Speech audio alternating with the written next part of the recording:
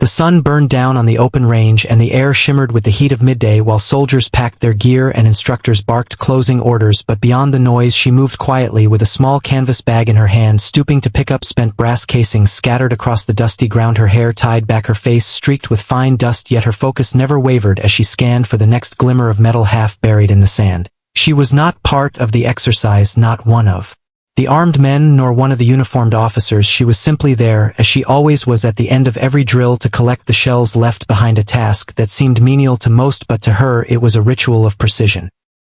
Few noticed her presence and fewer cared, for she was background to the thunder of rifles and the clatter of magazines. Soldiers passed by without a word, and some even stepped around her without glancing down, yet her calm rhythm carried on. With each casing she picked up and dropped into the bag, the faint metallic clink punctuating the silence left after the gunfire. It was in that silence, however, that one pair of eyes lingered upon her with curiosity, eyes that belonged to a man who had traveled far to this training ground, a British sniper invited for joint drills, known among his peers for a steady hand and unflinching patience. He leaned on his rifle with casual ease, but his gaze narrowed as he watched her. There was something in the way she moved that drew his attention, something subtle that only a marksman would notice. Her posture was balanced, not slouched, her hands worked with deliberate steadiness, and her eyes never darted nervously like those untrained. She studied each corner of the ground as if mapping distances and angles with quiet calculation. The sniper smirked under his breath and remarked to the soldier beside him that she seemed to have more composure than some of their recruits. The others laughed, brushing off the thought as nothing more than amusement at a girl bent over shells, but the sniper did not laugh for long. His curiosity grew with each measured step she took. The idea took hold in his mind and would not let go, and though the others thought nothing of her presence, he felt compelled to test what he saw. He shifted his stance, placed his hand on the long rifle resting at his side, and thought of the steel plate target that shimmered far in the distance, nearly 4,000 meters away, a shot that humbled even veterans. His lips curled with the beginnings of a challenge that would soon silence the range and turn all laughter into doubt. The British sniper finally called out to her, his voice carrying across the dusty range, drawing the attention of the soldiers who had begun packing away their gear. She paused mid-step, a casing in her hand, and turned her eyes toward him, her expression calm and unreadable. He motioned for her to come closer, his finger pointing to the long rifle propped upon its bipod, and then further out toward the glimmering steel target far across the field. At nearly 4,000 meters, the soldiers erupted into laughter, nudging one another, amused at the ridiculousness of what was about to be asked. She was only there to pick brass, not to fire weapons, yet the sniper stood tall with a smile that mixed both amusement and challenge. She walked toward him slowly, each step deliberate, her bag of casings swinging lightly at her side. When she reached him, she did not speak at first. Her gaze followed his gesture out to the impossibly distant target, then down to the rifle. Her hand brushed the stock for just a moment as though measuring its weight, and then she asked one simple question about the wind. The soldiers went quiet for an instant, then burst out louder, mocking her calm tone and steady voice as if she had any knowledge of such things. But the sniper tilted his head, intrigued more than ever. Without hesitation she set down her bag of casings, the metallic clink ringing sharper than the laughter surrounding her. She crouched low beside the weapon and checked the chamber, her movements startling in their precision, her fingers gliding over the scope and adjustments like one who had done it 100 times before. The laughter faltered into murmurs as they watched her touch each control with intent, no fumbling, no uncertainty. The sniper who had issued the challenge now folded his arms across his chest, his smirk fading into thoughtful silence. The sun dipped lower, casting long shadows across the firing line as the air grew still and dry. A breeze rustled faintly across the dust, but otherwise the silence pressed in heavy around them. The soldiers who moments before had found the scene comical now leaned in closer, curiosity gripping them as her every movement contradicted the assumption that she was ignorant of the craft. She set her cheek against the stock, aligned her sight, and breathed. Slowly the range fell quiet, as though waiting for thunder to break. The sniper himself realized that he had opened something he did not fully understand, and the thought unsettled him as he waited for the sound of her first breath drawn deep. The soldiers formed a loose half-circle around her, some still chuckling but more now whispering among themselves, their voices carrying doubt as they wondered how she even knew how to hold the rifle. She ignored them, her eyes steady, her breathing. Even the sniper knelt beside her, his posture casual, but his mind racing. He studied her hands, the way her index finger rested just outside the trigger guard, the way she rolled the scope adjustment with small, precise movements that betrayed familiarity. The laughter around them softened further until only the sound of her calm breaths and the faint rustle of wind remained. She asked the sniper for confirmation on the target distance, her tone level and unwavering, He nodded almost despite himself, explaining that it was close to 4,000 meters, a range so great that even seasoned shooters struggled to land steel with consistency. She gave the faintest nod, then pressed her eye to the scope, the glass capturing the shimmer of the distant plate, almost invisible against the haze. The soldiers behind her exchanged glances, some amused, others suddenly uneasy, as though they sensed something they could not quite explain. The sniper folded his arms, but his eyes never left her face. The barrel aligned with the horizon, and she exhaled long and slow, counting the seconds in her head. She had learned to read the air, to trust the shift of dust across the ground, to feel the weight of silence before a shot. Her father had taught her when she was younger, much younger than any of the men watching, and though none of them knew, this memory guided her every breath. Now she placed her finger on the trigger and stilled the tremor that even trained shooters often betrayed. Her posture unshaken, her heartbeat steady as stone. A soldier whispered that she would miss, that the recoil alone would throw her off balance. Another muttered that the weapon was too heavy for her shoulders, but as their words reached her ears, she did not flinch, did not twitch. She remained motionless. The sniper leaned in slightly, his smirk gone now, his brow furrowed, as if waiting to see whether his challenge would turn into embarrassment for her or humiliation for himself. The silence stretched like a drawn bowstring, every soldier tense, every pair of eyes locked on her, waiting for the crack of thunder that would shatter the stillness. The weight of the moment pressed down on the range, as if even the air held its breath. The long rifle rested steady beneath her hands, its cold steel aligned with the distant shimmer of the target. The horizon seemed endless, and the heat rising from the ground blurred the view, yet her focus did not waver. She drew in one breath deep and measured, then let it slip away, her chest rising and falling in rhythm like a tide, each second slower than the last. The soldiers leaned forward, their boots grinding against the dust, waiting for the sound that had not yet come. The sniper watched her more closely than the target, his sharp eyes measuring the steadiness of her shoulders, the way her cheek pressed against the stock without strain. He knew that no untrained hand could hold so calm for so long, yet he struggled to believe what he was seeing. Doubt tugged at him, but curiosity bound him in place. He thought of the countless hours he himself had spent training for shots that reached beyond 3,000 meters, shots that demanded calculation, instinct, and nerve. And here was a girl with no rank, no badge, preparing as if it were second nature. The wind shifted slightly, teasing dust across the barren ground. She tilted her head a fraction, adjusted the scope, and stilled again, her movements so precise that the soldiers around her fell into silence. At last, no jokes, no laughter, only the sound of their own breathing. Louder than they remembered, the stillness crept into their bones until even the smallest noise felt like thunder. The range had never been so quiet, and yet it was not peace that settled, it was the edge of anticipation, sharp as a blade. Her finger eased onto the trigger, her breath caught at its shallowest point, and time seemed to bend around her. In that instant, the sniper knew she would fire. He felt the tension coil like a storm ready to break, and though his pride told him this was folly, his instincts whispered otherwise. The others shifted uneasily, sensing the moment, but none dared speak, none dared break the spell that bound them to her every movement. The rifle cracked with sudden violence, the recoil kicking into her shoulder, yet she absorbed it without falter. The sound ripped across the range, rolling into echoes that faded into the wide silence. Every head turned toward the distant horizon, their eyes straining to see if the impossible had occurred, but the dust shimmered, the distance swallowed the answer, and for a heartbeat longer they could not tell whether steel had sung or silence had won. The range stretched out in silence, every man holding his breath, as if the air itself would reveal the truth. Seconds passed, drawn out like years, the echo of the rifle fading into nothing, the heat waves dancing in the distance. Where the steel target stood unmoving at first, there was nothing but the shimmer of the desert air, then a faint metallic ring drifted back, soft, almost ghostly, yet undeniable. The sound of steel kissed by lead carried on the breeze. Like a secret unveiled, the soldiers froze. Their mouths half open, their eyes wide as disbelief tore through them. One voice broke the silence, muttering that it was impossible, but the sound of the impact lingered in their minds, louder than any denial. She remained still, her face pressed to the scope, her breathing calm, as if the shot had not been a gamble but a certainty. The sniper felt the hair on the back of his neck rise. He had seen shots land at 3,000 meters, but 4,000 was another world.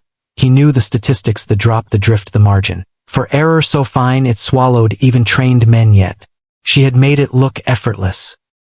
The soldiers began to murmur louder, some trying to claim it was luck, others whispering that no luck could guide hands so steady. She shifted her gaze from the scope, only then lifting her cheek from the stock. Her eyes met the sniper's without triumph or pride, only calm, the kind of calm that unsettled because it carried no explanation. He swallowed hard, but said nothing, his smirk long gone, his silence heavier than words. The girl reached for the brass casing that had ejected from the rifle, picked it up between her fingers and slipped it into her bag as though it were no different than the dozens she had gathered before. The murmurs rose into questions. How did she do that? Who taught her? Was it a trick? Yet no one dared ask her directly. They simply stared as though seeing her for the first time. The sniper finally spoke, his voice lower, now asking where she had learned such control, such calculation. She did not answer at once. Instead, she turned her eyes back toward the target in the distance, her lips parting slightly, as if she were about to reveal a story that none of them were prepared to hear, a story that would silence them even deeper than the shot had done. The soldiers leaned closer around her, waiting for the answer to the sniper's question, their faces tense with curiosity, their pride caught between disbelief and awe. She looked at them one by one, her gaze steady and unwavering. Then she spoke, her voice calm, saying that she had grown up beside her father, who had served his years in silence far from these crowds. He had taught her the discipline of the shot when she was young. He had taught her patience before numbers and control before words. She told them that to her a rifle was not a tool of violence but of focus, a test of breath and mind and silence more than anything. Her words fell heavy on the men around her. They wanted to dismiss them, to wave them off as stories or exaggeration, but the sound of steel struck by her round still echoed inside their memories. The sniper studied her with sharper eyes, searching for falsehood, but he found none. Her posture, her tone, her stillness, all carried the weight of truth. He thought of the endless drills, the hours of calculation, the days spent fighting wind and range and doubt, and here she stood unshaken, with no uniform, no insignia, only the calm of someone shaped by discipline itself. One soldier muttered under his breath that it must have been luck. Another snapped back, saying luck does not adjust a scope with such certainty, and the murmurs grew restless. The sniper raised his hand, silencing them. His pride wrestled with his reason, yet he could not escape the fact that she had done what most of them could not. He asked her then if she would fire again, if she would prove the shot was not a chance. She looked at him without hesitation and reached once more for the rifle, her fingers sliding along the stock with familiarity. The soldiers pressed in tighter, now no longer laughing but waiting with unease. The horizon shimmered in the same haze. The steel target still glinted far away. The sniper crouched low beside her, this time his eyes fixed on the rifle, not on her. He wanted to see every detail, every movement, every adjustment, to know whether this was skill or illusion. Her breathing slowed once more, and the air thickened with silence. No one moved, no one spoke. The weight of expectation settled on them like a storm, waiting to break, and still she had not pulled the trigger. The rifle lay steady across the bipod. Her cheek rested against the stock, her breath shallow and measured. The range grew so silent that the soldiers could hear the faint crack of dust shifting beneath their own boots. She adjusted the scope again, a small precise twist that made the sniper narrow his eyes. He leaned closer, his pride demanding to catch her in error, but each move she made was exact. Each motion carried the weight of someone who knew far more than she revealed. The sniper felt his doubt claw at him, yet his instincts told him he was watching something rare, something few ever witnessed.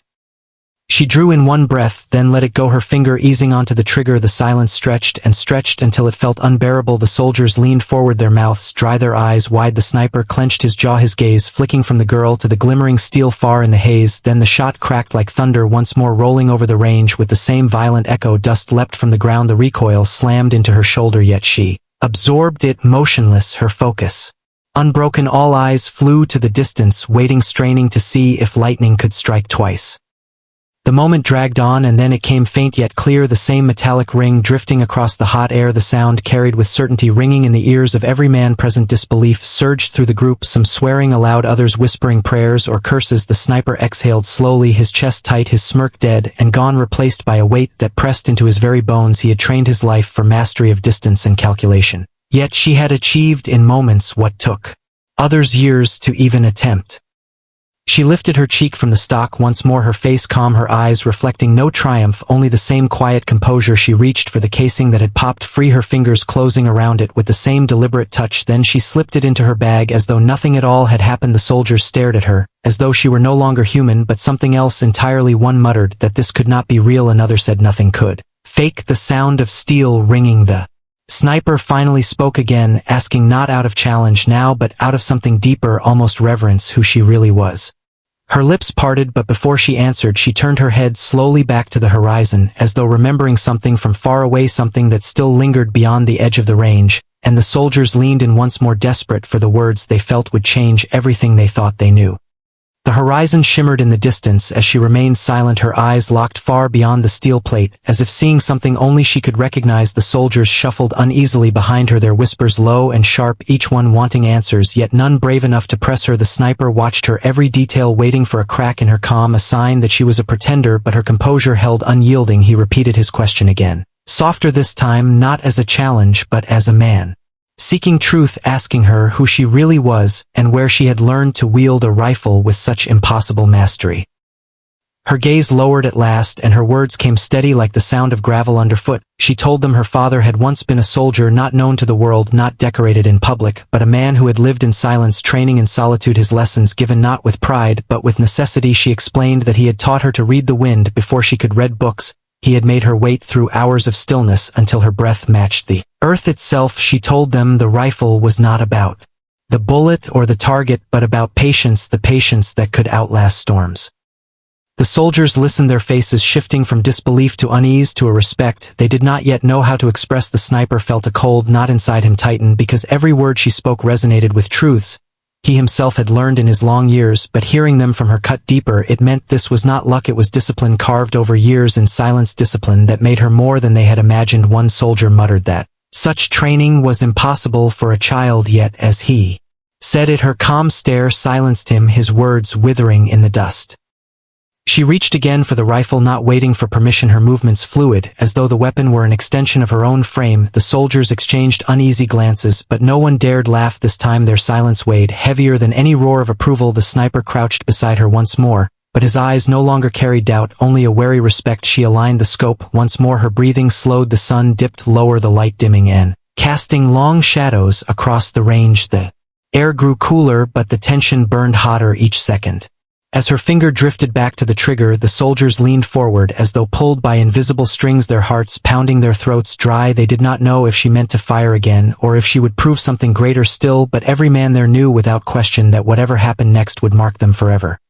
The rifle rested against her shoulder, the barrel aligned with the fading horizon. The steel plate still glimmered faintly in the distance, but now the light was shifting, the air cooler, the wind unpredictable. The soldiers knew this was no longer the same range as before, the conditions harder, the shot riskier, yet she showed no hesitation, her breath slow, her eyes fixed, her hands steady. The sniper knelt closer beside her, watching with intensity. Every movement carved into his mind. He could not stop himself from thinking that this girl was rewriting the very rules he had lived by. The silence pressed heavy, the soldiers leaned closer, their boots crunching on gravel, but none dared speak. The air seemed to hum with anticipation. Her finger tightened against the trigger, the rifle cracked once more, lightning tearing through the calm. The recoil drove back into her frame yet again. She held her ground, unmoved. The sound rolled across the range, then faded into stillness, all eyes locked on the horizon, but the haze and shifting wind betrayed them. The steel plate shimmered faintly, but no sound reached their ears. Seconds stretched, the men held their breath, but the silence continued. A murmur began at the edge of the crowd, someone whispering that she had finally missed, another quickly agreeing that no one could repeat perfection forever. The sniper remained silent, his eyes narrowing, still fixed on the distance. Then it came, faint at first like a whisper, then clearer, the same metallic ring carried across the air, though slower, delayed by distance. The soldiers erupted in gasps, half believing, half doubting their senses. One swore aloud. Another dropped to his knees, running his hand through the dirt, disbelief carved on his face. The sniper closed his eyes and exhaled hard. When he opened them again, his gaze turned to her, and in that moment his pride crumbled into respect. He had seen masters fail under such conditions, and yet she had prevailed. Her calm was not arrogance, her silence was not luck, it was mastery honed in shadows, far from applause. The soldiers stood frozen, unsure whether to cheer or remain silent, their thoughts torn between awe and fear. She reached down and plucked the warm casing from the dirt, slipping it into her bag with the same composure as before, the metallic clink echoing louder than the ring of steel. The sniper finally spoke, his voice heavy, saying that she had nothing left to prove, that no man there could question her steadiness again. Yet she turned her head to him, her expression unchanged, and said that proving was never the point, that discipline alone was what mattered. Her words cut through the air sharper than the shot itself, leaving the men staring wide-eyed as the dusk crept heavier across the range. The camp was buzzing with whispers and stunned murmurs, soldiers from every unit moving cautiously around her. As if she carried a new gravity with her, she had lowered the rifle slowly and set it down beside her, hands still trembling slightly from the recoil, but her eyes shone with quiet triumph. The British sniper knelt nearby, staring at the distant target in disbelief, his usually calm face betraying shock and admiration alike. No one spoke at first, the air heavy with the tension of what had just occurred, and yet the silence was louder than any shout. She stepped back, wiping her hands on her uniform, glancing around at the crowd that had gathered, their eyes wide, their mouths half open, trying to process what they had witnessed. The whispers spread quickly like wildfire. Someone shouted, "Did you see that? Did she really hit it from almost 4 kilometers away?" Others shook their heads, refusing to believe it, yet the faint metallic echo of the bullet still ringing in their ears, confirmed it. She caught a glimpse of the sniper looking at her differently now, with respect and curiosity in his eyes, and he nodded ever so slightly, acknowledging her skill. Her mind raced not with pride, but with questions about what came next, who would challenge her now, and whether this was the beginning of something far larger than a single shot. The instructors and officers began to approach, their voices carrying across the ground, discussing what had happened and making notes, while soldiers stood frozen, replaying the moment in their heads. She could feel the weight of eyes on her from every direction, every glance filled with newfound recognition, and some with envy. Yet despite the attention, she remained calm, her breathing steady, her thoughts clear. She bent to pick up a stray casing from the ground, holding it between her fingers as if it carried a secret message from the rifle and the distance she had conquered. The sniper finally spoke, his voice low and controlled, saying, "No one has ever made that shot in these conditions before," and his words lingered in the air like a challenge not yet complete. She looked up, meeting his gaze, a spark of silent understanding passing between them, and realized that this was not the end, but perhaps the beginning of a rivalry that could stretch far beyond this training ground. The wind shifted, carrying the faint scent of gunpowder and dust across the field, and she felt a thrill ripple through her chest, as if the earth itself had acknowledged her feat. The soldiers slowly began to step back, giving her space, while whispers continued to spread like wildfire through the camp, and she stood alone for a moment, savoring the quiet before the storm of attention returned. Her eyes drifted toward the distant hills, and the sun glinting off some invisible target far away, and a thought crept into her mind, something daring, something impossible, and she knew deep down that the next challenge was already waiting to find her.